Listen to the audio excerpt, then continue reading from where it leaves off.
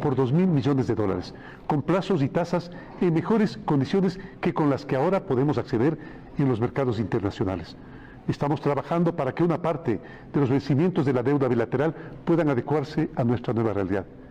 Tercero, vamos a incrementar en 0,75% las retenciones en la fuente de impuesto a la renta en las empresas, como por ejemplo las del sector bancario, petrolero y telecomunicaciones. Conciudadanos, tengan confianza en nuestro sistema financiero. Hemos logrado incrementar significativamente el nivel de reservas internacionales. Además, es un sistema financiero sólido, confiable, con indicadores muy positivos de liquidez monetaria. Estamos generando un consenso social y legislativo porque hacemos lo necesario con decisiones justas que nos permitan enfrentar este momento. Qué bueno que hoy contemos con el apoyo de la Asamblea para tramitar la reforma al Código de la Planificación y Finanzas Públicas con el carácter de económico urgente, una norma que nos permitirá que el dinero público sea mejor utilizado y siempre con altos estándares de transparencia. Finalmente, y para retomar el tema del coronavirus, hemos conseguido 60 millones de dólares de parte de organismos internacionales que tienen fondos específicamente destinados para atender estas emergencias, para poder ayudar en ello. Ecuatorianas y ecuatorianos, juntos vamos a salir adelante. Las dificultades siempre las hemos enfrentado con ustedes, con transparencia, con prudencia y con valentía. Hemos tomado decisiones correctas a lo largo de nuestra gestión. Decisiones que cuentan con el respaldo de los organismos multilaterales y de la comunidad internacional. Mantendré la promesa que hice desde el inicio de mi mandato. Los sectores más necesitados nunca se verán afectados. Ellos nunca se verán afectados. Buenas noches. Toda una vida. El gobierno de todos. Bien, buenas noches amigos, ¿cómo están? Un saludo cordial. Un poco más adelante vamos a tener nuevamente la participación del presidente de la República, licenciado Lenín Moreno, sobre las medidas económicas que toma justamente cuando se presenta esta situación, cuando justamente la economía mundial está atravesando por una situación delicada, y no se diga en nuestro país, cuando se registra una caída del precio del petróleo, que justamente estaba programado, digamos, si cabe el término, para en $52 para el presupuesto de este año, y que justamente con esta situación prácticamente empieza a perder dinero diariamente. Entonces la situación va por ahí. El problema es que el Ecuador ha sido un país que siempre ha basado sus finanzas en el tema económico petrolero.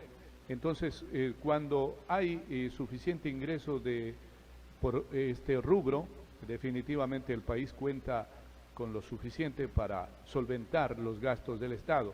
Pero cuando la situación no es la misma, como en el caso de hoy, que justamente con este presupuesto, mejor dicho, con estas medidas que vayan a ayudar a solucionar el presupuesto de este año 2020, se pueda salir lo más pronto posible de esta situación.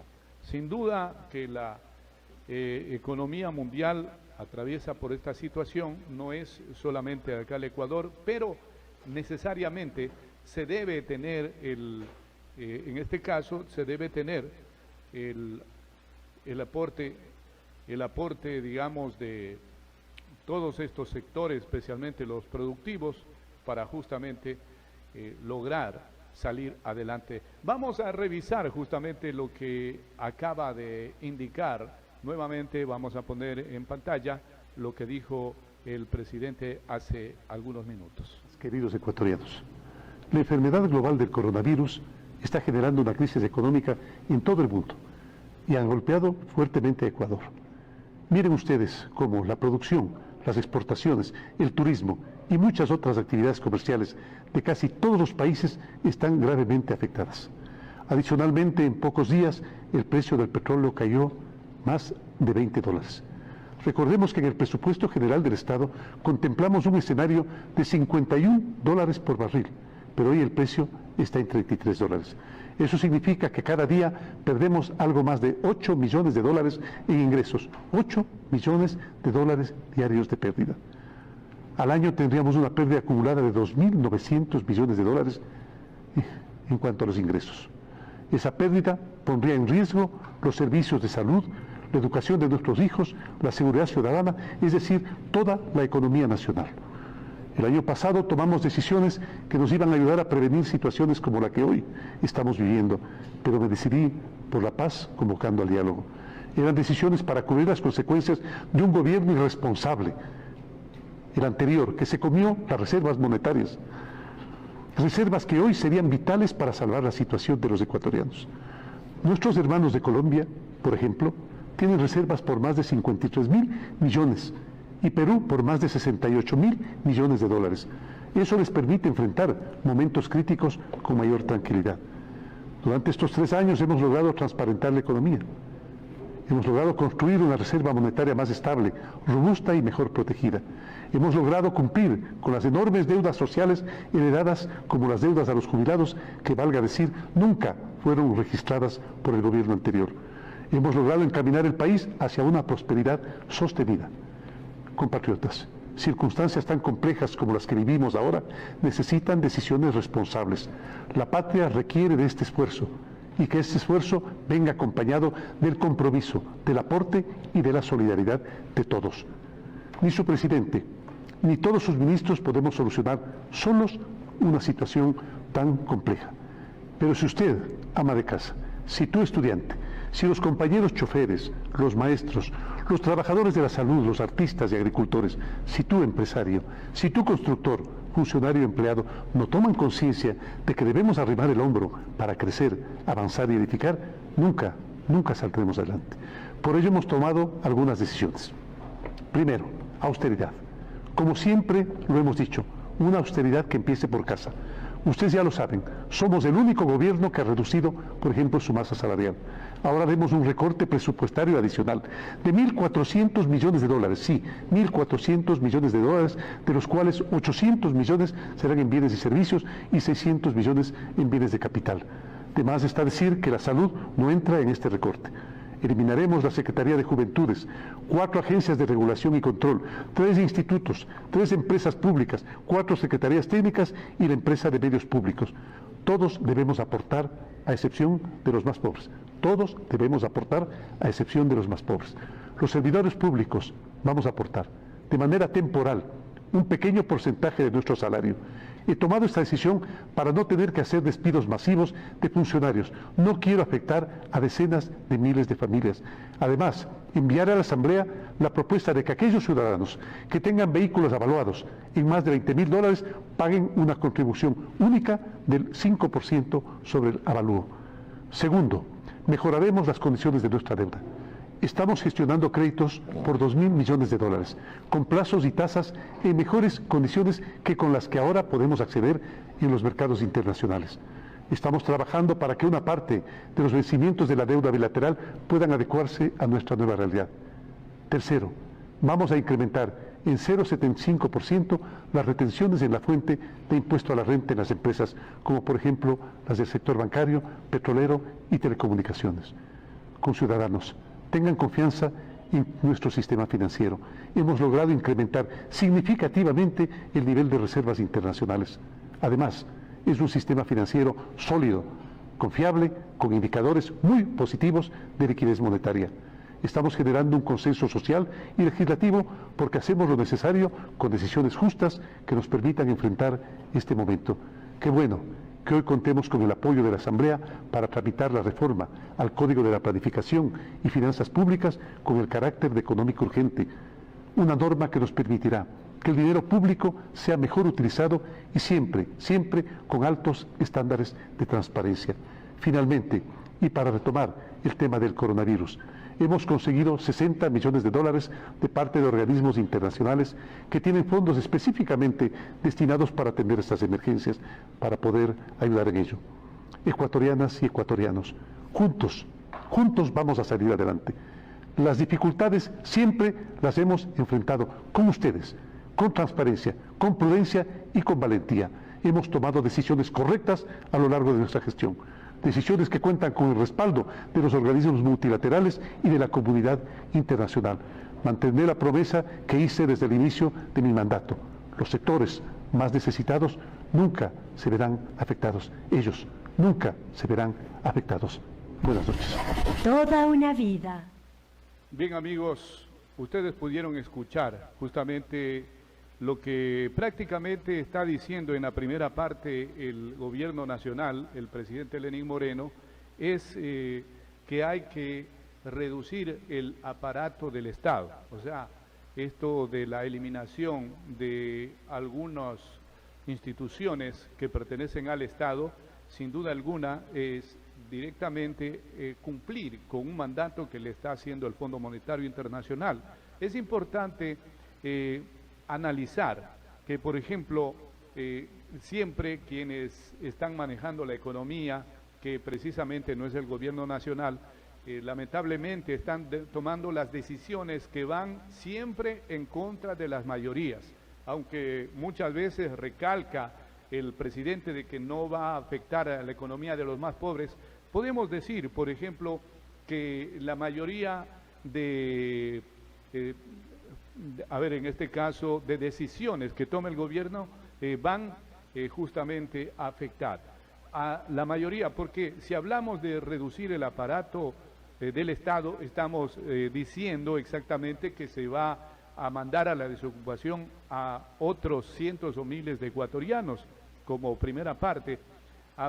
Justamente ya el día de hoy, un medio nacional, un medio local también, se escucha las propuestas que hace, en este caso, Guillermo Lasso, que propone 4 medidas para paliar eventual crisis económica. Coincide con el gobierno justamente que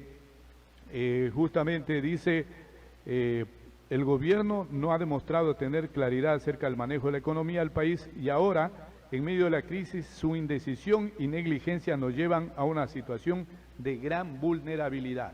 Habrá que recordarle al señor Guillermo Lasso que justamente fueron ellos los que pusieron al señor Richard Martínez, un hombre muy cerca a lo que es, en este caso, la empresa, los empresarios que ponen al señor Richard Martínez, pero no ha tomado ninguna decisión que vaya en contra de quienes más tienen. Otra de las situaciones que está diciendo el señor Lasso, dice que hay que reducir de inmediato los gastos innecesarios del gobierno en 2.000 millones de manera progresiva y enfocar mejor el gasto en lo verdaderamente importante. ¿Qué es lo verdaderamente importante? La educación, la salud, el trabajo, los puestos de trabajo que necesitan los ecuatorianos y todos estos aspectos importantes. A lo mejor están siempre pensando, y hay que tomar en cuenta que desde la perspectiva del neoliberalismo justamente se trata de poner la carga económica sobre los hombros de los ciudadanos, pero que liberándose los que más tienen.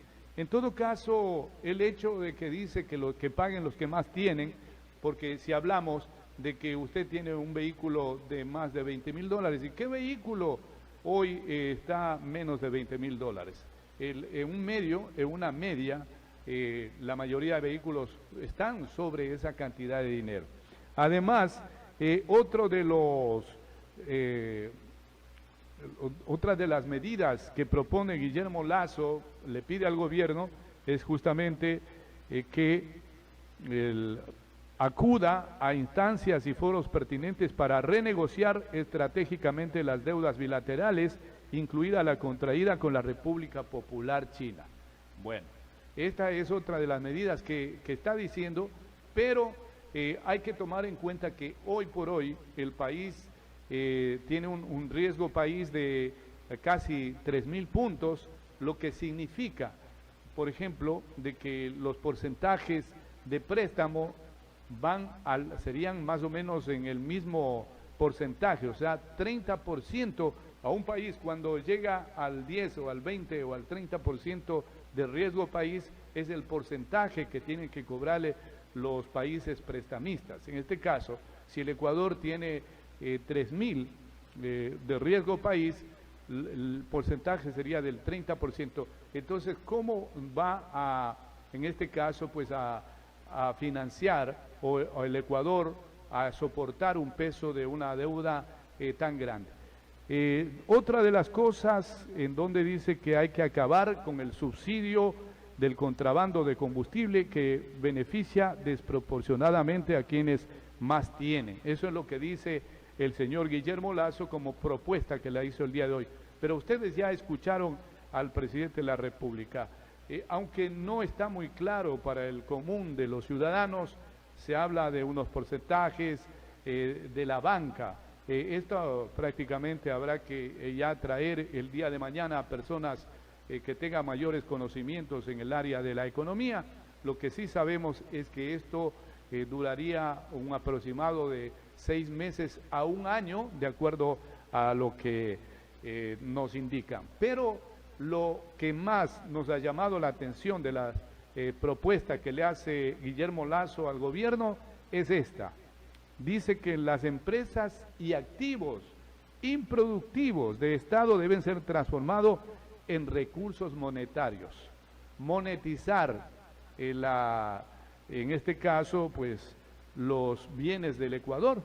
Esta es otra de las propuestas. Entonces, lo que dice la ciudadanía, el común de los ciudadanos, dice, bueno, ahora que justamente el país ha entrado en esta crisis tan grande, lo que se debería hacer es lo siguiente. Por ejemplo, que se vuelva atrás, como se puede hacer con las leyes, ¿no? Porque a Jorge Glass lo condenaron con una ley de justamente que ya no estaba vigente.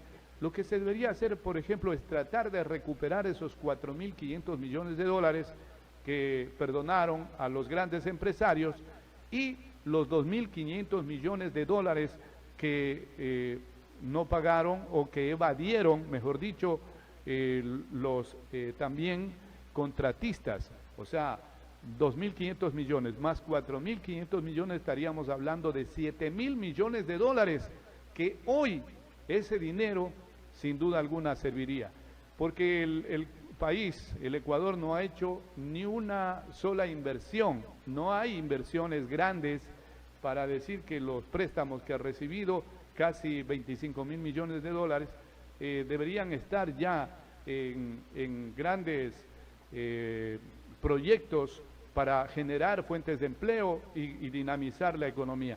Nosotros queremos dejar ahí nuestro comentario. Vamos a escuchar lo que dijo el expresidente de la República, Rafael Correa Delgado, el día de hoy con relación a esta situación económica que vive actualmente el país. Veamos. Rafael Correa Delgado, a quien dentro de pocos minutos vamos a tener ya en pantalla, vamos a establecer este contacto.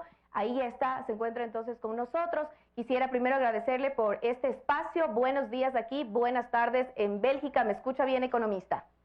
Le escucho muy bien, María José. Muchas gracias, RTU, por esta oportunidad. Usted sabe que ha habido una censura, un blindaje mediático brutal y siempre agradecemos estas oportunidades. Un fuerte abrazo a todo el Ecuador. Perfecto, vamos a empezar con esta entrevista que está haciendo, por supuesto, en vivo y en directo, y en la que vamos a abarcar varios temas. El primero de ellos, una noticia que el día de ayer pues asombró al mundo entero y sobre todo al Ecuador, que percibe grandes recursos, sobre todo del tema petrolero.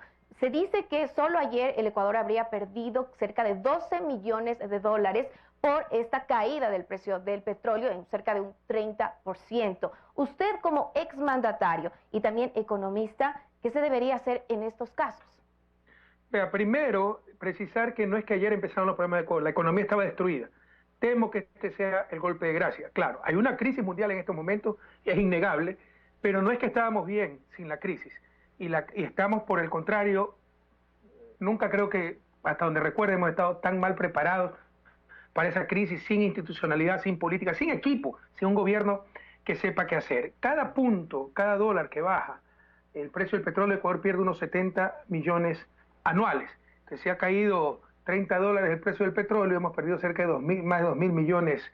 ¿Qué se debería hacer entonces? Sí, cerca de 3.000 millones de dólares, lo cual es extremadamente grave. ¿Qué es lo que hay que hacer? Evitar que salgan divisas. Si usted tuviera tipo de cambio, enseguida se depreciaría la divisa. Eso es lo que ha pasado en Australia, Japón. Se desplomaron las bolsas, cayeron ciertos productos y se deprecian las monedas. Vamos a ir a una guerra de devaluaciones. Ecuador no tiene moneda nacional. La devaluación, depreciación, impide que se destruya la economía nacional, que se deje de exportar y que solo se importe porque se encarecen exportaciones y se abaratan importaciones si es que no se deprecia la moneda. Entonces, no tenemos moneda nacional. Ahora, tenemos que poner nuevamente aranceles, por ejemplo, y evitar la fuga de capitales, pero este gobierno ha hecho exactamente lo contrario. Ok, ahora, economista, esto se debía haber hecho con planificación. Digamos, bueno, vamos a esperar también la respuesta por parte del presidente de la República, a ver qué medida anuncia el día de hoy. Pero digamos, no hay esta planificación o aparentemente no se tiene un plan. ¿Qué medida de última hora, por así decirlo, se podría tomar? ¿Se debe eliminar subsidios o no? ¿Cuál sería el tema que debería tomarse? Económica. O sea, estamos en una economía dependiente, eso es indudable. Pero fíjense en el 2016 todo lo que yo recibí. El precio del petróleo superó los $20, más bajo de los $20, y tuvimos un terremoto que nos hizo perder 3.000 millones de dólares, 3.000 millones de dólares. Son cifras templadas con la CEPAL, por si acaso. Tuvimos juicios que perdimos por más de 1.000 millones de dólares, y no se puede evitar el costo, es una economía pendiente. Pero la política económica es decir quién paga el costo, los ricos o los pobres. Se lo hicimos pagar a los más ricos. Recuerde usted que pusimos un impuesto especial sobre patrimonio de más de $1 millón. Pusimos salvaguardia a los productos importados que se quejaban que se había encarecido la Nutella y salimos adelante. Ahora temo que van a aprovechar esta crisis cuando ya estábamos en recesión para justificar el programa que siempre quisieron hacer, sacar los subsidios y privatizar todas las empresas del Estado. Claro, como lo había dicho, eso es una planificación previa, cada gobierno pues toma su decisión al respecto en el tema económico, pero de última hora, ¿qué se debería hacer para que no afecte, como usted menciona, finalmente el bolsillo de los ecuatorianos? Es lo que le estoy diciendo, el programa que nosotros hicimos en el 2016. Tuvimos que aumentar durante un año 2 puntos el IVA, pero aumentamos aranceles a consumo suntuario importado y pusimos un impuesto especial sobre patrimonios de más de $1 millón. Ahora los bancos están rompiendo récords en utilidades y como eliminaron todos los controles de capitales, flexibilizaron impuestos a salida de divisa, coeficiente de liquidez doméstica, etcétera, están sacando esa plata del país. Bueno, pongámosle un impuesto temporal a los bancos. Van a saltar al cielo, pero donde no van a saltar y van a aplaudir es que si sacan el subsidio a la gasolina, al gas, etcétera. Es pura decisión de política económica. El problema de estos casos, más que técnico, es político. Usted tiene un menú de instrumentos que puede beneficiar a uno, afectar al otro, depende de quién está en el gobierno. Si están los banqueros, están los representantes de las grandes mayorías. Ok, su postura ha sido clara en este tema. Queremos abordar con usted varios también aspectos y sobre todo noticias que han sido relevantes en estos últimos días. Así como lo mencionábamos en el precio del petróleo desde el día de ayer, también es importante contar declaraciones que se dieron tanto en una rueda de prensa como en redes sociales la semana anterior, específicamente de, bueno, lógicamente uno de sus más fervientes opositores, Fernando Balda, que mencionaba que usted tenía cuentas en paraísos fiscales. Esto tuvo también otra réplica a nivel también de otros medios a nivel nacional. ¿Qué opinión le merece esto? María José, no se me caiga del pedestal donde la tengo. Por favor, eso es una fake news, pues eso está más que demostrado. Pero cualquier persona puede revisar lo que se llama el IBAN, las iniciales de los bancos. La cuenta que aparece ahí es BE. Eso significa Bélgica, no significa Aruba.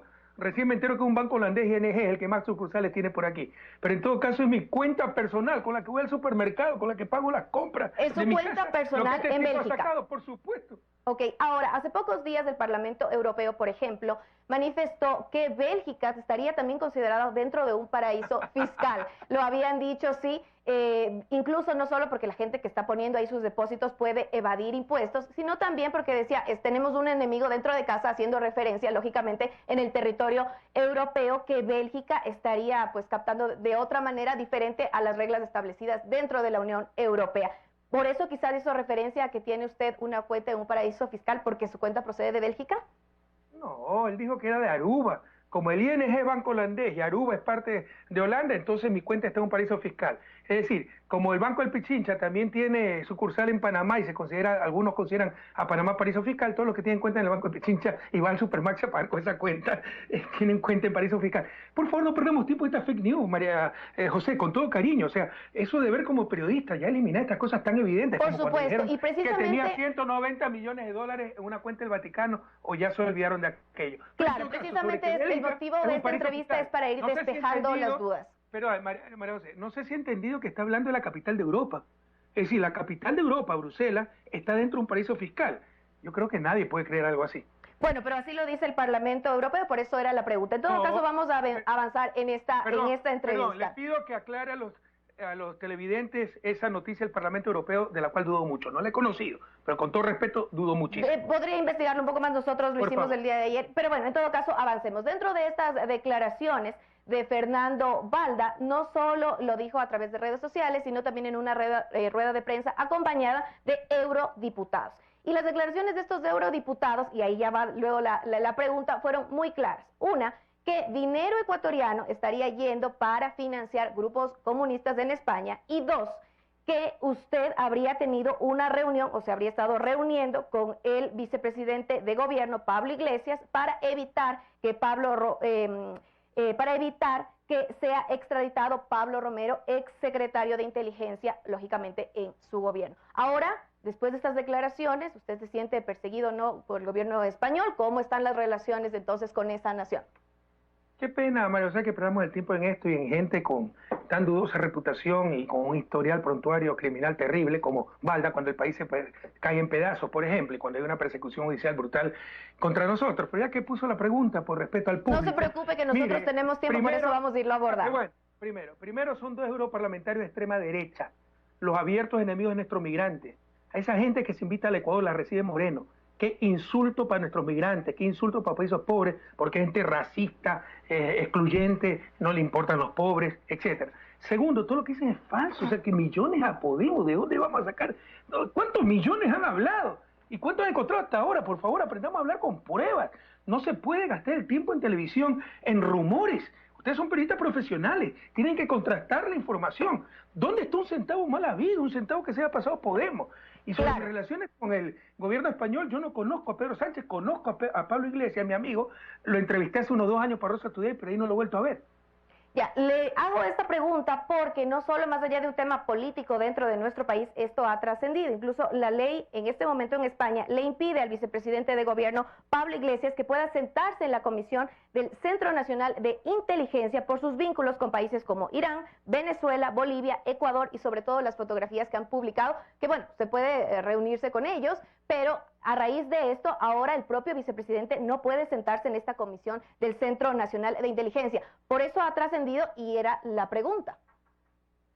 María José, me da una pena las prioridades que tienen ustedes como prensa nacional. El país está colapsando y están preocupados de qué pasa con el vicepresidente de España, que tampoco me enteró de todo aquello y dudo mucho nuevamente, porque si un vicepresidente tiene derecho a reunirse con quien quiera dentro del gobierno. Ok, seguimos avanzando en esta entrevista y ahora sí uno de los temas en el que usted es uno de las personalidades más visibles, sobre todo así lo señala la Fiscalía General del Estado. ¿Qué opinión le merece a usted el tema del caso Sobornos 2012-2016? ¿Qué es para usted este juicio? Que es una patraña, porque todo el mundo sabe que es una patraña. Y si no fuera patraña, por favor, televidentes, es tan evidente como es. Si yo fuera culpable, fuera el primero en decir no presenten más pruebas, porque aquí nomás quedémonos para ver si me salvo. Pero por el contrario, los acusados queremos más pruebas y los acusadores no quieren más pruebas.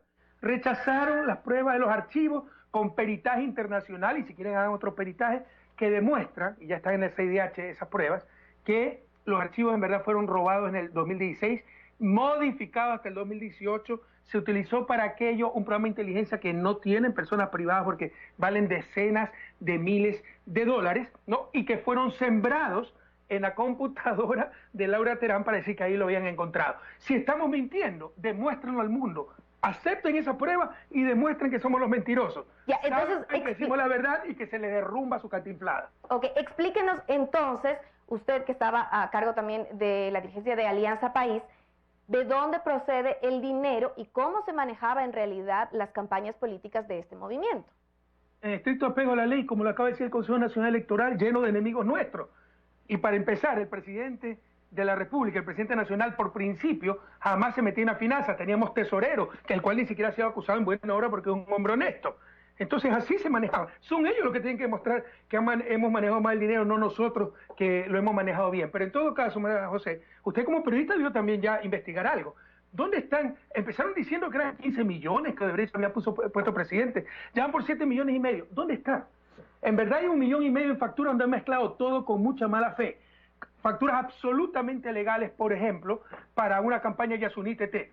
Decir que una empresa privada financió una campaña para el Estado Yasuní TT, que son sobornos y que es ilegal, es como decir que si una empresa contratista del municipio de Guayaquil dona algo para la Teletón del municipio, estamos hablando de soborno. Así de absurdo es el caso soborno. No se engañen. Lo único que buscan es inhabilitarme para las próximas elecciones. ¿Para qué nos perdemos en eso?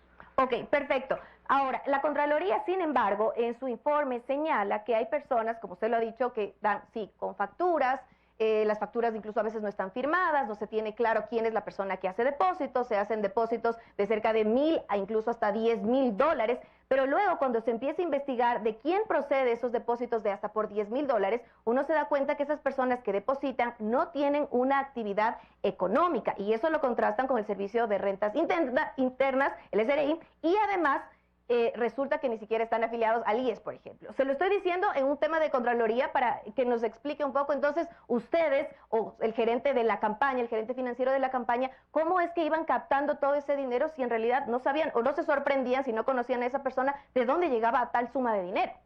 Usted está mezclando dos cosas, María José. El caso soborno, que dijeron que estábamos recibiendo plata para el contrato y nunca lo han demostrado. Contrataron a una perito que no es perito y más parcializada no puede ser, es una cantinflada. Dijeron que había recibido 6,000 dólares de préstamo de fondos ilícitos cuando está más comprobado que era el Fondo de Solidaridad de la Presidencia, y han mezclado con mucha mala fe facturas perfectamente legítimas aprobadas por el CNE para decir que eran contribuciones a cambio de contrato, porque incluso contribuciones para campaña, eso es infracción electoral, pero no es soborno. Está mezclando con esta obsesión de Celi, uno de los tipos más deshonestos, más corruptos, el que firmaba los informes para aprobar las operaciones de Odebrecht, cuyo sobrino está preso en Estados Unidos por lavado de dinero. 6 años brazo derecho de Poli, pero Poli es corrupto y Pablo Celi no sabía nada. ¿Quién puede creer eso? Este señor trata de eliminar a Compromiso Social por medio de las firmas. Ahora dice que las contribuciones han sido ilegales. Bueno, que lo demuestren. Si ha habido contribuciones de personas que no han estado afiliadas al IES, han pagado impuestos, que las sancionen. Pero ¿por qué no hacen eso con el resto de partidos políticos? ¿No se da cuenta de la persecución abierta que es? ¿Por qué no hacen eso con Valga? Salió en tremenda casa recibiendo a los parlamentarios de Vox y paga 0 de impuestos. Pues vea los impuestos de Valga. Por supuesto, y precisamente estamos hablando de cuestiones selectivas con mucha mala fe. Entonces, ¿yo qué voy a saber? Aquel que dio 1,000 dólares, si estaba afiliado, alguien no estaba afiliado, por favor. Pero si hay alguna irregularidad, que la sancione. Pero sancionen todas las irregularidades, si no se llama persecución. Por supuesto, y eso es lo que queremos todos los ecuatorianos, que a todos pues se investigue, pero partiendo de este caso específico, y el que usted podría dar cuenta, y también parte o argumenta la Fiscalía, son los 6,000 dólares que le depositan a usted en su cuenta bancaria el asistente de Pamela Martínez. Entonces, también darle una explicación, porque se dice ahí empieza a sustentarse el caso. No, ¿A qué se debe ese depósito entonces que a usted le causa tanta risa? De 70,000 millones a 6,000 dólares, ¿no? Por eso, pero de ahí parte. Entonces nos parece interesante saber a qué se debió este depósito que, como ustedes lo han visto. De ahí parte, ¿qué más? Si es lo único que he recibido, de los fondos de Solidaridad de la Presidencia, nuestra propia plata, con la que le prestamos al amigo que estaba desempleado, le compramos la computadora del hijo de conserje porque era buen alumno, ayudamos a la madre desesperada para hacerle una operación experimental a su hijo. Nadie espera aplausos de eso, pero me parece increíble que por poner de nuestra propia plata para ayudas solidarias, no, ahora estemos acusados de soborno. Ya, y los 23 contratos que he recibido, los he depositado en mi cuenta del Banco del Pacífico, a mi nombre, y los he pagado hasta el último centavo. Están los cheques, los recibo. Y viene esta señora a decir que son fondos ilícitos, Diana Salazar, porque usted nombra a esta gente como si son referencias, son sinvergüenza puestos ahí para perseguir. ¿Y para usted, Diana Pamela Salazar, Martínez y Laura Terán, qué son? Perdóname un ratito, claro. Perdóname un ratito, ya me acaba la idea. Diana Salazar dijo que eran fondos ilícitos, hasta la misma perito está grabada diciendo que son fondos lícitos. Es toda una patraña, pues. Claro, pero ahora Pamela Martínez y Laura Terán están validando de cierta manera esta investigación, incluso están ayudando luego de haber sido parte muy cercana de su equipo de trabajo. Qué buena pregunta. Primero a Laura Terán ni la conozco. Las dos han dicho que el fondo es lícito. Las dos, revise, sobre todo la lateral dijo, los fondos son lícitos, eran contribuciones de la propia presidencia. Y eso es lo que yo aprobaba, y esas hay facturas también metidas en el caso de soborno, porque han mezclado todo. Y Pamela Martínez ha tenido una empresa a espaldas mías, Nexo Global, que nunca supe que existió, no sabíamos que existía, ¿no? Donde trabajan todos sus familiares, donde a su marido le pagaba $4.000 mensuales para que haga politiquería. ¿Usted cree que iba a aceptar eso? Y que ha pedido plata a las empresas. La agarran en esa infracción a Pamela Martínez, la amenazan con meter preso a su esposo, a sus hermanos, meterle 40 años de cárcel, a no ser que acusa a Correa. Adivina qué hace alguien con esa presión. Y por si acaso, ella con esos fondos lo que hizo es un partido político, Justicia Social, que apoyó el gobierno, apoyó el 7 veces sí. ¿Usted cree que yo iba a permitir todas esas cosas? Precisamente ahí va una pregunta que nos hacemos muchos ecuatorianos. Si usted estaba trabajando, si era su asesora durante varios años, usted sobre todo ha sido una persona que ha trabajado más de 8 horas al día, y uno cuando en su familia, en su entorno laboral, ya empieza a conocer a la gente. Durante tantos años de trabajo, usted nunca sospechó de lo que estaba haciendo Pamela Martínez entonces, incluso hasta con mayor poder, o qué clase de poder tenía esta señora, incluso capaz de tomar decisiones más grandes que el Ministerio de Obras Públicas o pasarse por el propio CERCOP. ¿Qué decisiones más grandes que el Ministerio de Obras Públicas ha tomado Pamela Martínez? ¿Me puede indicar, por favor, para que sepa el público, para yo también saber? ¿Qué decisiones? Claro, el tema de 23 contratos con la compañía Hidalgo. ¿Son una coincidencia? ¿Usted cree que le ha dado eso, Pamela Martínez? Pamela Martínez no tenía capacidad de contrato, por favor, no digan lo que no existe. Nos estamos remitiendo a la investigación de la Fiscalía. ¿Perdone? Estoy haciendo alusión a la información presentada en las 6.000 hojas de investigación que tiene la Fiscalía, por eso se lo pregunto para que usted nos aclare. Y por eso le estoy contestando, que me diga dónde dice que Pamela Martínez podía dar contrato, por favor. Otra cosa es que sabiendo que tenía contrato con el Estado, se hiciera pasar como la muy importante, y si quieres que sacan tus facturas rápidas, dame esta plata y la contraten a ella, que es lo que ha hecho con Nexo Global. Lamentablemente, para los odiadores, la responsabilidad penal es indelegable, es personal. Pero entonces soy culpable porque no sé lo que estaba haciendo una asesora que además, la gran parte de esto lo ha hecho después de que dejó la presidencia. Dejó la presidencia en 2015, me parece. Y que yo considero que era una persona honesta, una buena persona, hasta que se unió con este señor Jimmy Salazar, y ahí creo que se perdió esta señora por las ambiciones. Pero bueno, ya son cosas medio domésticas. Pero, o sea, ¿usted quiere que, porque uno trabaja 8 horas diarias o más de 8 horas diarias, tiene que adivinar lo que está haciendo el resto? Las responsabilidades penales son personales y nosotros no sabíamos de esa empresa ni lo que estaba haciendo esta señora. Entonces, en este caso, ¿nadie es culpable? ¿No hubo un perjuicio para el Estado?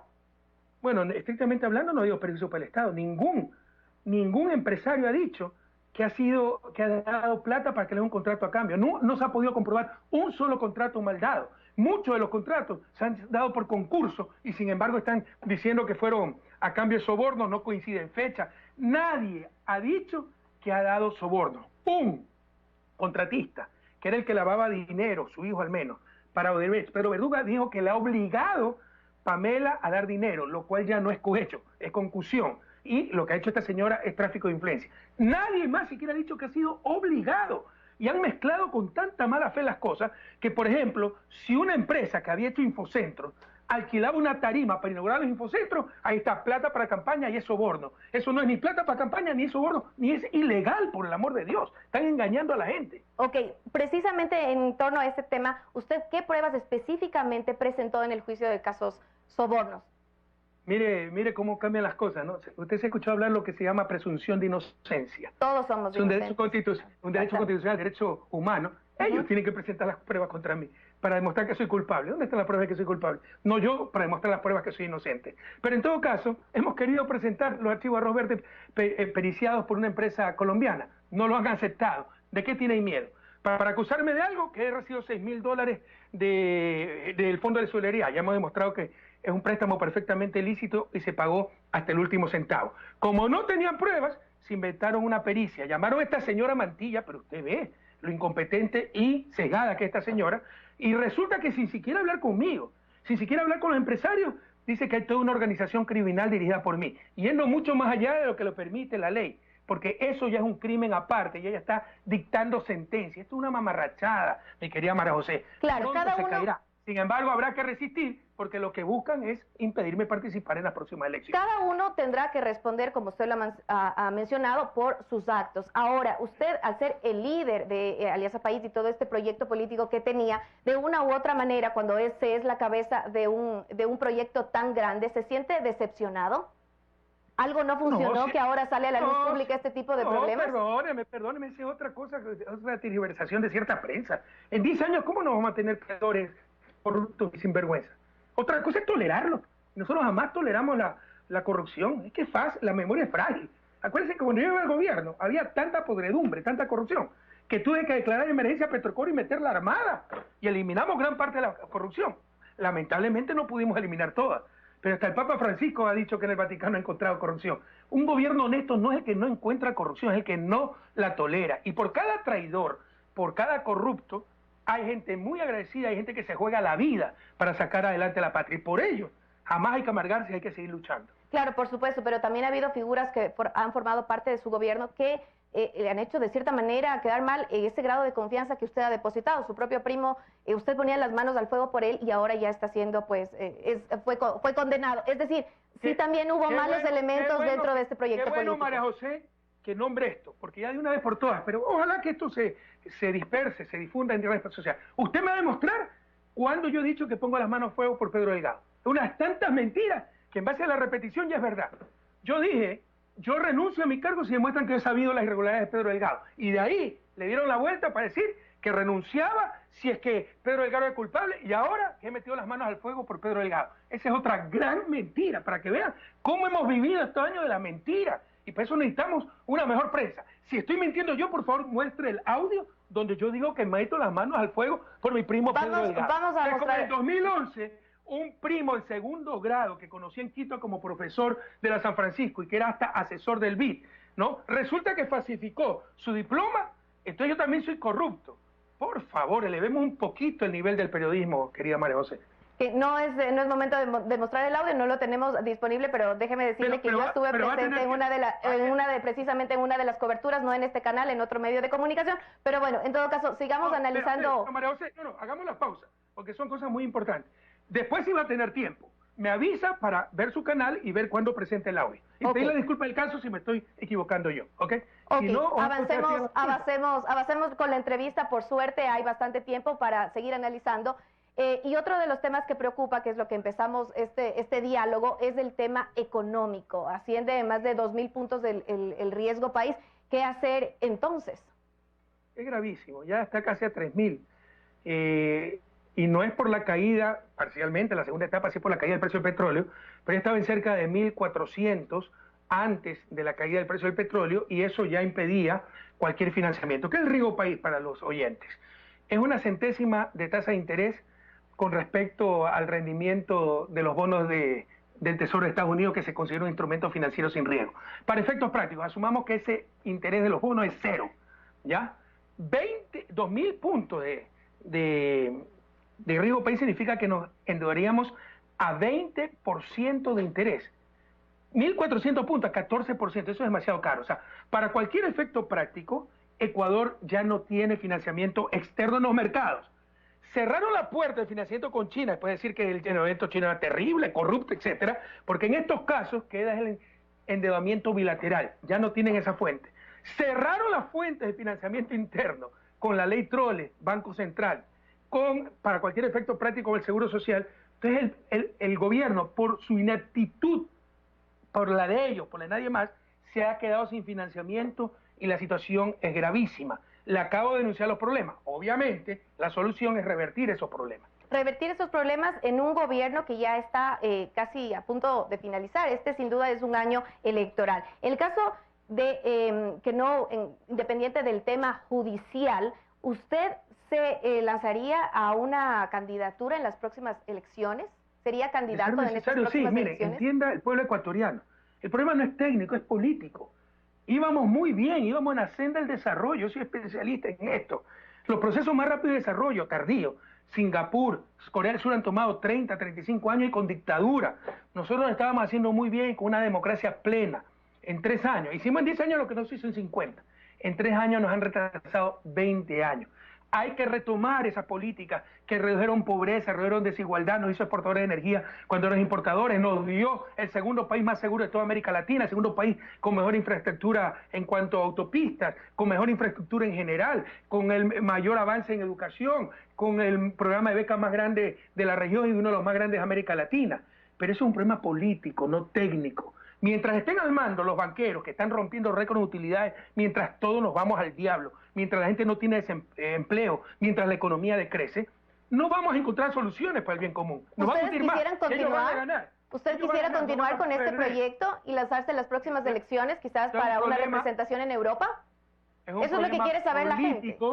Y estaré, es que todo el mundo lo sabe, menos usted, María José, yo le he dicho claramente, ¿no? Si puedo ir como vicepresidente iré, si puedo ir a la asamblea iré, lo cual me cuesta, si no tengo que ir a ningún lado, si no va a tocar puerta en puerta para hacer ganar a la Revolución Ciudadana, ahí estaremos donde más útiles seamos, lo he dicho 10.000 veces. Sin embargo, esta gente, como nos tiene terror, saben que de lejos somos la fuerza política más grande de América Latina, que después de Ecuador, que después de 3 años no han logrado destruirnos y que estamos muy fuertes, por todos los medios tratan de impedir mi participación y mi retorno al país.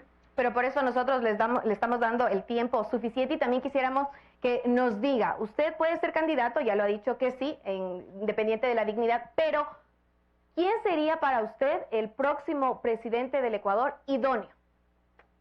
¿Quién le gustaría que usted sea el presidente? Creo, mire, irónicamente, era lo que tal vez todavía sigue evidente lo que pensamos cuando impulsamos a Moreno. Que como yo tengo un temperamento fuerte, se avanzó mucho, por eso puede crear resistencia, se ha polarizado el país, necesitamos a alguien que concilie, alguien con un temperamento más afable, pero que siga con la misma política. Y creímos que Moreno era la persona adecuada cuando había sido un traidor y un corrupto, ¿no? Yo todavía tal vez pueda considerar a alguien así, alguien que no necesariamente esté tan vinculado con la Revolución Ciudadana, que ayude a incorporar otros sectores, porque en estos momentos no se trata de correísmo, anticorreísmo, derecha, izquierda, rico, pobre, campo, ciudad. Van a quebrar la economía. Nos pueden llevar a una crisis peor que el 99. Entonces se trata de patriotas que se unan para sacar adelante el país. Entonces todavía no está definido el tema de quién podría ir como parte de su movimiento. No, en absoluto. Okay. Ni siquiera está definido si yo voy como vicepresidente, como asambleísta, no voy a nada. Depende de cómo marchen las cosas. Yo no excluyo que haya elecciones anticipadas, este gobierno va a colapsar. Están aprovechando esta crisis para implementar el programa que siempre planearon, sacar los subsidios, privatizaciones, y va a haber una gran protesta nacional. Yo no sé si este gobierno acabe o no acabe. Entonces vamos a estar listos incluso para elecciones anticipadas. Y precisamente para ir finalizando esta entrevista, con esta crisis económica que está viviendo el Ecuador, ¿cuál ha sido, cómo se han alineado con los asambleístas que son coidearios de usted? ¿Qué es lo que han hablado internamente como Movimiento Revolución Ciudadana? Y han dicho, bueno, desde la Asamblea, donde ustedes todavía mantienen el poder, ¿qué se puede hacer al respecto? Bueno, nosotros no mantenemos el poder en la Asamblea. No somos poder, minoría e incluso minoría excluida. Y voto también. Que no les, o sea, ahí sí ha sido la dictadura de la mayoría, quitándole derechos, quitándole la curul a nuestros asambleístas como Sofía Espín, Jofre Poma, de manera absolutamente ilegal. Nosotros no manejamos la asamblea y nos hemos opuesto a las leyes terribles. Fíjense ahora, hablan de adelantar impuesto a la renta, pero acaban de derogar el anticipo del impuesto a la renta, que era precisamente eso, un adelanto de impuesto a la renta. Ahora hay que quitar subsidios porque le falta plata, perdonamos más de 1.000 millones, no al pequeño artesano, a la microempresa, a 6, 7 grandes petroleras con la remisión tributaria. Entonces, a todo eso se opuso nuestro bloque, pero ha sido invisibilizado por la prensa y obviamente por esa dictadura afín al gobierno que hay en la Asamblea Nacional y compuesta, por si acaso, para que nadie se olvide, de los traidores de AP, de socialcristianos, de Creo, de Pachacuti, de MPD, etcétera. Ok, y para finalizar, entonces, como Movimiento Revolución Ciudadana, ¿qué es lo que están haciendo para aportar de una manera u otra y salir de esta crisis del país? Ustedes también se van a reunir, ¿qué van a hacer al respecto? ¿Cómo se puede sumar en esta época en el que el Ecuador necesita más ayuda y un consenso de todos? Bueno, el consenso es difícil lograr mientras haya gente que gane mientras otros pierden. ¿Usted cree que los banqueros van a estar de acuerdo en cambiar el modelo económico pese a que se está llevando al desastre, si están rompiendo récord en utilidades? No nos engañemos. Tenemos que lograr, eso sí, la mayor amplitud en opinión. Pero nosotros no estamos en el gobierno, pues no estamos en la mayoría de la asamblea. Solo podemos expresar nuestra voz, nuestra idea, como lo hemos hecho. O sea, ¿qué es lo que hay que hacer? volver a las políticas pues que transformaron el país en 10 años, las políticas que sirvieron de ejemplo al mundo, las políticas que son leyendas, que cambiaron la realidad del país, empezando por proteger la producción nacional y el empleo nacional. Todo eso lo destruyeron, lo desmantelaron, pero es una cuestión política, no técnica. Ahí están los instrumentos técnicos, pero ¿quién manda? De quién manda depende de que se aplique, y no está mandando el pueblo ecuatoriano, sino los banqueros, los grandes empresarios, la partidocracia, los medios de comunicación también, ¿no?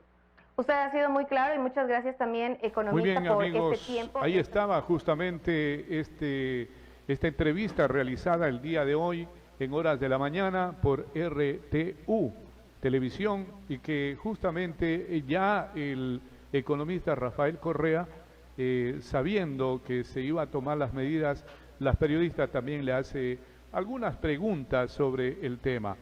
Bien, antes de continuar, porque vamos a tener más adelante más información, quisiéramos indicarles que este programa llega a todos ustedes gracias a auspiciantes que nos ayudan con su publicidad. Están siempre presentes en los grandes e importantes transmisiones que hacemos día a día.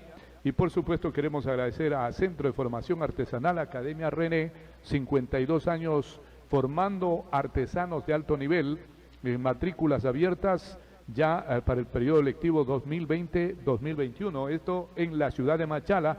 Y por supuesto los cursos son de belleza, corte y confección, jefe de cocina, chef, mecánica automotriz, diseño gráfico, refrigeración. Academia René, Centro de Formación Artesanal, construyendo caminos de progreso y bienestar, espera por usted en Machala, calle Tarqui, 1117, entre Clever Franco y Marcel Aniado. Y por supuesto, usted puede comunicarse al 0978-873635, 0988-987939. Gracias entonces, Academia René, en la ciudad de Machala. Vamos de inmediato a escuchar, porque esto ya realmente parece una telenovela de lo que está pasando acá en nuestro país. Por un lado, mire, la situación económica que ha llegado a estos límites, sin duda, también hay que decirlo nuevamente, 4.500 millones de dólares de perdón a los grandes empresarios, incluido a Odebrecht, y 2.500 millones de evasión de impuestos que no han sido cobrados por el abrazo fraternal que el gobierno se dio con todas estas personas e instituciones que podían tranquilamente haber pagado si es que el gobierno se ponía firme y solicitaba la cancelación inmediata, así como lo hacen al ciudadano común y corriente. ¿Qué pasa cuando usted no ha pagado la luz un mes? Inmediatamente viene el corte, ¿no es verdad? Lo mismo si usted tiene contratado una empresa de televisión, igual si no paga le cortan. Eso es lo que sucede con los pequeños, con las personas, con los pobres en general.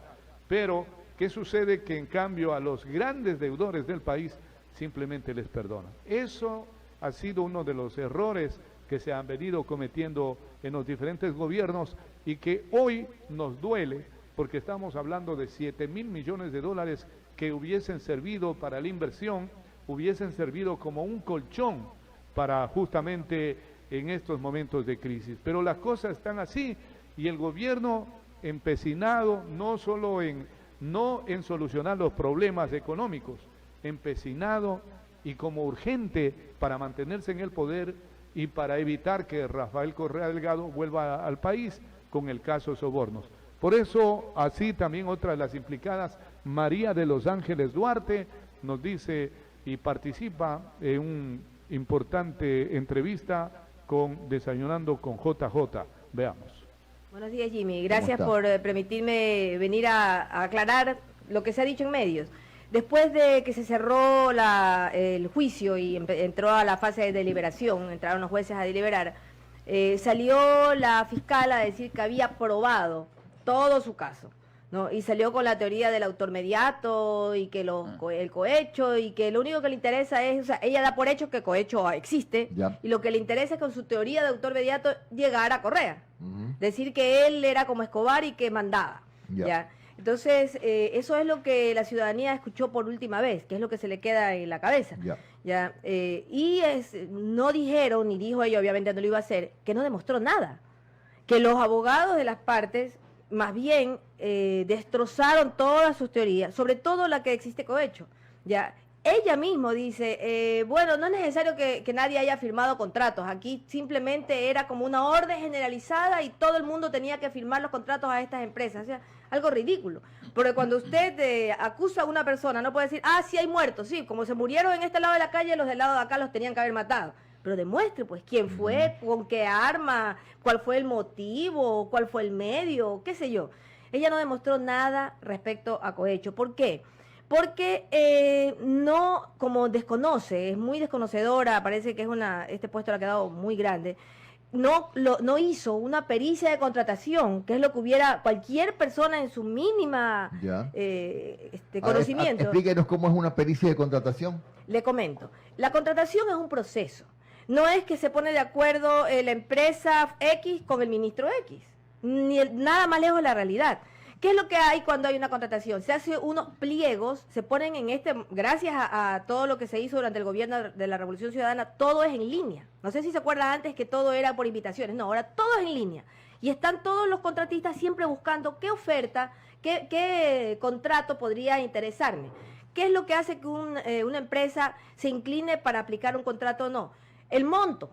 Mientras más grandes son los valores de la vía, el puente, lo que sea que se va a hacer, solamente ciertas empresas están capacitadas. Porque obviamente si estoy hablando de una obra de 80 millones o de 100 millones, la empresita que solamente ha hecho una calle no tiene la experiencia, ni los recursos, ni los equipos, ni nada. Los equipos, y sobre todo no tiene el respaldo, la garantía, etc. Entonces, pero sí en las empresas más grandes. Entonces, cuando se saca un proceso de licitación, sale en el portal y todas las empresas interesadas empiezan a revisar. Leen los pliegos, se bajan los pliegos y empiezan a hacer preguntas y respuestas. Todo esto ya es parte del proceso. Todos los procesos que se dieron al Ministerio de Transportes y Obras Públicas durante mi gestión, que solamente es 2 años, porque yo salí en el 2014, a principios del 2014, todo el 14, todo el 15, todo el 16 del proceso de esta señora, yo no era ministra, que es lo que quiere ella hacer creer que fui parte. Entonces, los procesos, una vez que están interesados, no sé si alguna vez usted ha visto, usted tuvo pues su prefectura allí, claro que sí. Llegan unos cajones de por de esta mesa llenos de las ofertas, que traen las copias de los respaldos que dicen las placas de los camiones que van a hacer una contratación, licencias de las máquinas, licencias y el respaldo técnico de cada uno de sus o sea, la pericia que usted dice que debió hacerse es la que puede determinar si hubo o no alguna irregularidad en la contratación. Exactamente. Luego esos cajones entran a unas comisiones y subcomisiones. Estas presidentes de comisiones y subcomisiones son nombrados eran nombrados y siguen siendo así porque está desconcentrado el Ministerio de Transporte y Obras Públicas desde que yo fui ministra, a los subsecretarios regionales, quienes han nombrado a su vez a todos sus técnicos. Entonces, ellos nombran comisiones, subcomisiones, revisan, no, este señor dice que tiene 100% de experiencia, pero mira, no ha hecho tantas carreteras como... Entonces, ahí van poniendo un visto, y van preseleccionando. De las 15 empresas que ofertaron, van quedando 10, van quedando 5, van quedando 4.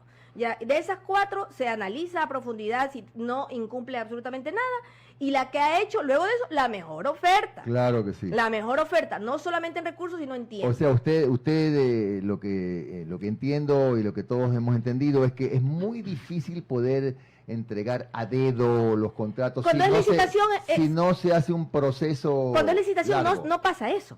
Cuando hay entregas directas como sucedieron en las emergencias antes. Es más, la fiscal me acusa a mí de haber entregado obras en el 2008. Ya se le aclaró que no, que esas fueron entregadas por Marum, por otros ministros, y dentro de una emergencia, que tampoco es nada ilegal. Pero en todo caso, fuera de eso, todos los procesos que se llevaban a cabo durante mi gestión fueron por licitación pública. Entonces, si ella quería o sospechaba que había algún acto injusto, no se olvide que el cohecho agravado, que es el que ella nos acusa, tiene que haber un acto injusto. Es decir, alguien en la subcomisión escondió algún papel, perdió algo. Para perjudicar a X empresa y favorecer ella, mediante una pericia que no hizo, porque ni siquiera se le ocurrió, una pericia se inicia con una denuncia. habló como de 40 contratos, ni siquiera sabe. La mitad de los contratos que me acusó no eran de mi época, la otra mitad no eran firmados por mí, ¿ya? Hubo 2 o 3 contratos firmados por mí de las decenas que lanzó así, a ver cuál le cae, pero fueron contratos con el BID, que además de todo este proceso licitatorio, el BID, usted lo sabe muy bien, el Banco Interamericano de Desarrollo, ellos dan su no objeción.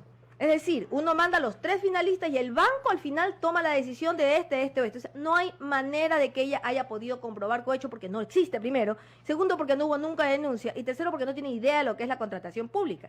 Ella, para poder demostrar cohecho, tendría que haber tenido una pericia y haber dicho, bueno, el funcionario X en tal momento le ordenó mediante un correo, que tendría que tener un correo mío o algo que yo le he ordenado, lo presionado, tenía que tener una declaración de él, sí, me presionó que me iba a votar, una cosa de esa. Nada de eso existe. Simplemente puso, y espérese que fue el listado de los contratos, ¿ya? Muchos de los contratistas, en su angustia por defenderse, pusieron los contratos y recién ahí tiene uno que otro contrato, porque no tenían ni los contratos, era un listado. Entonces, el cohecho no existe, ¿ya? Porque además tiene que demostrar, ¿no?, en qué momento, cuál fue la vinculación entre la entrega de recursos, que no niego que estos contratistas y cualquiera que hubo. Es que pueden haber aportado, no lo niego, porque hay unas facturas que han pagado. Pero asimismo, usted, cuando hay la Teletón aquí, la Teletón famosa que hace el municipio de Guayaquil, es por lista que le piden a todos los contratistas que aporten. Eso no lo estoy diciendo yo, eso así funciona. O sea que habría que investigar la Teletón entonces. Y a todo el mundo, o sea, es algo insano, ridículo lo que está haciendo. Entonces hay aportaciones, en este caso es para la Teletón, pero son aportaciones al Estado, ¿ya? Aparentemente ha habido aportaciones, pero lo que ella no tiene por ningún lado es cómo vincular esa aportación a un contrato. No tiene ni la más remota manera de vincularlos, no ha hecho un análisis, no existe. Todos los contratistas dijeron que no me conocen, que yo era una bruja, que esa era mi fama, que era una bruja, que no recibía. Hay uno que se queja que nunca lo recibí. Entonces, ¿cómo puede haber cochado ese dígame, fondo? entonces, ¿qué? ¿Este es un asunto de simpatías y antipatías o qué? Porque de otra manera... No, entonces la señora en su desesperación se fue por cohecho solamente porque era el que más años podía conseguir, porque podía juzgar en ausencia, pero sin tener ni la más pálida idea de cómo demostrarlo. Entonces, como no lo ha demostrado, ella da por sentado, cohecho ya está demostrado, y lo mismo dicen los abogados que van a la prensa, no está demostrado, no hay cohecho. Todos los procesados por parte de las empresas dijeron que yo no me reunía con ellos, que nunca les pedí. Es decir, también es injusto que se hayan involucrado las empresas, según su... Mire, aquí ha habido algo que podría haberse analizado, pero es un tema administrativo, porque tiene que ver con una campaña en particular. Y yo le comento, durante todas las intervenciones y los testimonios, se habló de la campaña de Viviana Bonilla, que es extrañamente... Siendo Alianza País un movimiento a nivel nacional, solo se centraron en la campaña de Viviana Bonilla y tan manipulados han sido los archivos que han borrado todo lo que tiene que ver con la campaña de Barrera, con la campaña de Granda en Cuenca, Baroja, con todos. Solamente existió una candidata en este país, que fue Viviana Bonilla. Ahí usted se da cuenta que eso fue manipulado. ¿Ya? Y tengo aquí, no sé si habrá tiempo, quizás en otra ocasión les puedo mostrar cómo los archivos, que famosos, que es lo único que tiene son los archivos, ¿ya? Los archivos originalmente tenían iniciales, ¿no? Para decir a la Senagua ponían Huarte Solís. ¿Y ahora qué ponen? Luego, a mitad del camino, porque son archivos que vienen durante varios meses o años incluso, parece que, o al final, porque no sabemos, porque se demostró que los archivos fueron manipulados hasta el año 2016. Por si acaso, yo salí del gobierno, del Ministerio de Transportes y Obras Públicas en el 2014, y no estuve en el gobierno todo el 2014. O sea, usted sí le da crédito a esa auditoría que hizo una empresa colombiana, etcétera, y que dice relación con que se han manipulado los archivos. La empresa colombiana lo que dice es que los archivos fueron extraídos en otra época, y los tuvieron durmiendo el sueño de los justos, porque eso fue extraído en el 2014, y fueron recién presentados al gobierno en el 2018. Correcto. A un gobierno que estaba persiguiendo a Correa. Entonces, obviamente, los archivos fueron manipulados. Sacaron a todos los que no quisieron. ¿Por qué voy a poner a Barrera si es mi ministro? ¿Se acuerda que fue hasta ministro? Lo sacaron a él, a Granda, a todos los que pertenecieron, y metieron a los demás. Ahí voy yo. Se ven los archivos de manipulación, luego le quieren poner, porque lo quieren volver jerga criminal, y le cambian a códigos, ya no ponen WSMD, qué sé yo, JE, sino que ponen L1, L2, L3. Entonces eso es tratando de darle esa esa sensación de criminal, de turbio, y se les van quedando errores. Entonces el que era L1 o el que era L2, como van cambiando y son archivos y archivos que se les va quedando, ya L2 se volvió el otro, el anterior, o sea, se ve que hay una cantidad de errores. Se mezclan L1 con L3 y L5. Se mezclan, y eso lo demostramos en el juicio, y nada de eso dice la prensa, ni dice nadie, y estuvieron todos los periodistas. Bueno, pero es que hay un problema, puede ser que hayan estado, sí, pero a mí me parece, esto es un pequeño paréntesis que hago, ¿no?, que este tipo de juicios tan sonados deberían ser públicos, ¿no? Como son en Estados Unidos, como son en todas partes, para que todos podamos tener acceso pues a lo que pasa allá adentro, porque la verdad es que muchas cosas nunca trascienden. Yo hice un PowerPoint y los jueces me dejaron presentarlo, lo cual me hace pensar que los jueces sí tienen intención de saber la verdad, porque los están confundiendo, no les dicen toda la verdad. ¿Ya? Entonces me dejaron presentar y se quedaron asombrados. Espero que en el momento en que den su sentencia, sea de acuerdo a todo lo que vieron. Por ejemplo, yo demuestro ahí cómo el portal La Fuente miente. ¿Por qué miente? Miente porque en los archivos, fue el señor Zurita a decir que él, con juramento, él había usado los archivos que se los dieron por otra fuente. Nadie dice cómo, pero debería averiguarse, pues. ¿Cómo llega esto a ellos? Pero en todo caso, en eso se basó. Y sin embargo, en el momento en que él pone las siglas y las saca a su portal, B1 igual a tal empresa, B2, no coinciden con con las empresas que están en el proceso, no coinciden. No coinciden. Es más, hay páginas enteras que ellos cambian nombres, pero totalmente, montos, todo. Entonces, lo que pasa es, a lo que yo voy, es que ellos tienen que haber negociado con las empresas, haberle dicho, a ti te pongo si tú me dejas, si tú me pagas o algo. Entonces, ellos cambian totalmente. ¿Cómo puede, y yo lo demostré y lo vieron los jueces, confiarse, iniciarse siquiera una causa por parte de un portal que tiene todo el derecho a hacer su propaganda y todo, pero que no tiene ninguna credibilidad, ¿ya? Y así todo comienza. Arquitecta, una consulta. Indistintamente de todas estas denuncias que ha habido sobre manipulación de documentos y todo, si aquí pasó algo y hay personas que apuntan hacia Pamela Martínez, a ellas le están pidiendo el 90% de que se la exculpe, prácticamente ya saldría libre en el caso de que se dé una sentencia. ¿Qué es lo que ha pasado realmente en este caso? Ustedes afirman y aseguran que no hubo cohecho, que Rafael Correa ni ninguno de los ministros estuvo involucrado. Entonces, ¿qué pasó en este caso? Yo tengo mi propia teoría. Yo creo que administrativamente pudo haber habido interés de quien estaba dirigiendo la campaña, ¿ya?, en ese momento, de pedir aportes fuera del ámbito. Puede haber sido eso. Pero la parte en la que se mete esta Pamela, ya, le cuento, Pamela es de un origen económico bastante modesto de Guayaquil, y sin embargo ahora tiene unos caserones, un montón de propiedades. Simplemente vean cómo hizo campaña para el marido, para el colegio de abogados, que se necesita recursos, y luego para la prefectura. ¿De dónde ese señor que nadie lo conoce? ¿De dónde sacó los recursos? Entonces ella se mete, echa la agenciosa a ayudar a Alianza País a hacer sus recolecciones, y el tema es electoral. Si hubo en algún momento, puede haber sido algún tipo de infracción electoral, alguien quiso aportar, ellos vivamente no lo quisieron reportar al tribunal, no sé si eso pasó, pero puede ser. Esta señora se mete, ¿ya?, y es evidente, y lo raro es que no ponen a Odebrecht, que es la que más aporta, ¿no?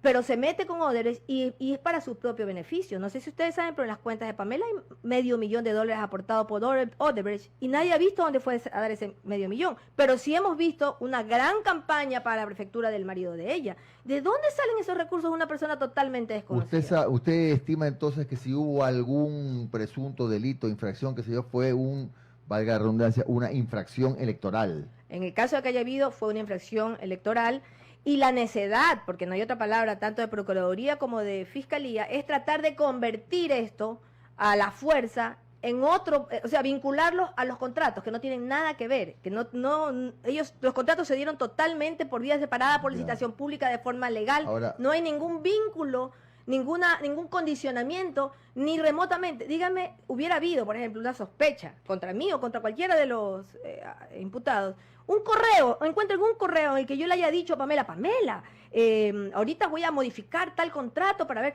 claro. O sea, y hubiera sido un contrato. No hay nada, pero absolutamente nada. Todo es invento de Pamela. ¿Por qué? Porque ella tenía la capacidad, como ella era asesora del presidente y se metía en todos lados.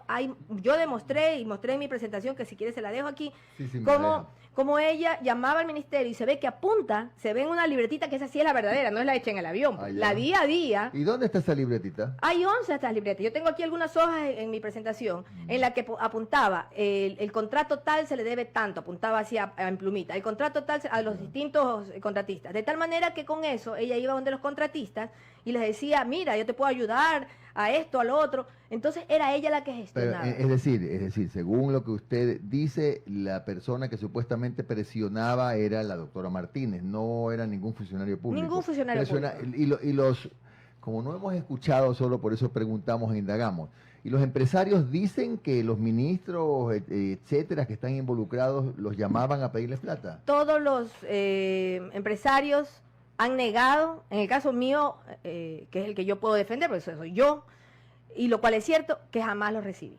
Ya, es más, uno de ellos, el señor Verduga, que hizo una especie de confesión, dijo que yo jamás lo recibí. Y en efecto, yo no lo recibí, porque yo no tengo nada que hacer, no tenía nada que hacer en ese momento con la persona, con el gerente. Esto era técnico. Yo soy arquitecta. Si usted me viene a hablar de la compactación, de la reacción del hormigón armado con determinado lluvia, el diámetro de una alcantarilla, son cosas que yo necesito de mis asesores, necesitaba de mis asesores. Entonces yo jamás me reunía si no era con mis asesores y la otra parte con sus asesores. Eso se volvió una reunión técnica.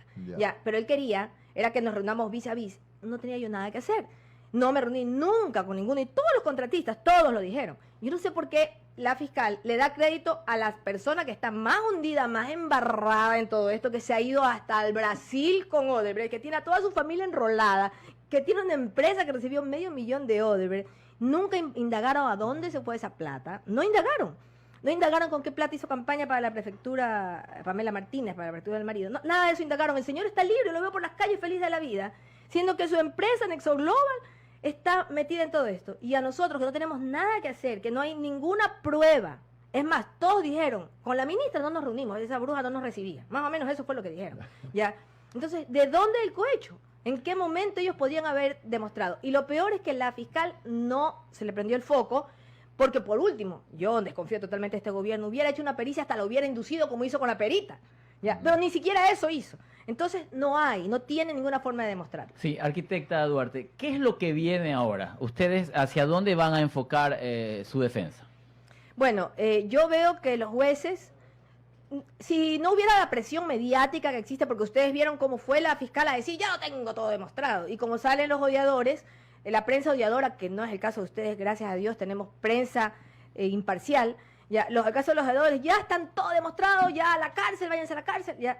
Si los jueces, que fueron los que estuvieron durante todo este proceso, no tuvieran ningún tipo de presión, y no deberían, yo confío en que estos jueces no se van a dejar presionar, porque legalmente no hay nada, ¿ya? Nada vinculado a cohecho. Puede ser que encuentren algún tipo de infracción en electoral, que no es el caso, ellos no están en este momento llamados para eso, había instancias administrativas, o encuentren algo que deberían contra Pamela, porque con ella tienen todo, tienen clarísimo sus cuentas, sus montos, cómo creció su capital, todo. Que no han querido indagar mucho es diferente, que no han convocado a todas las personas culpables por su lado es diferente. Al marido de Laura Terán, $1.000.000 depositados en sus cuentas, o sea, imagínense, y está todo el mundo libre como el viento, ¿no? Entonces, los jueces tendrían simplemente que dar este caso, echarlo para abajo, no tendrían manera. Pero yo creo que como hay tanta presión, algún tipo de condena tendrán que dar, ¿no? Pero obviamente mi idea y mi esperanza es que actúen de buena fe y pensando en que este momento, en este gobierno no tiene ningún poder, no tienen que asustarse. El gobierno está a punto está colapsado con tantas crisis que me apena por mi país, pero es una crisis llevada por el mismo gobierno. No tiene ningún poder, María Paula, nadie tiene poder en este momento, no tienen a qué temerle los jueces. Actúen como deben actuar y sean justos con las personas que no tenemos nada que ver, entre esas estoy yo. Esa es mi esperanza, que los jueces sean justos y que no se dejen presionar porque ya no hay nada que los pueda presionar. Gracias, arquitecta María de los Ángeles Duarte, ex ministra de Desarrollo Urbano y Vivienda, que ha estado hoy día con nosotros. Tenga usted un buen día.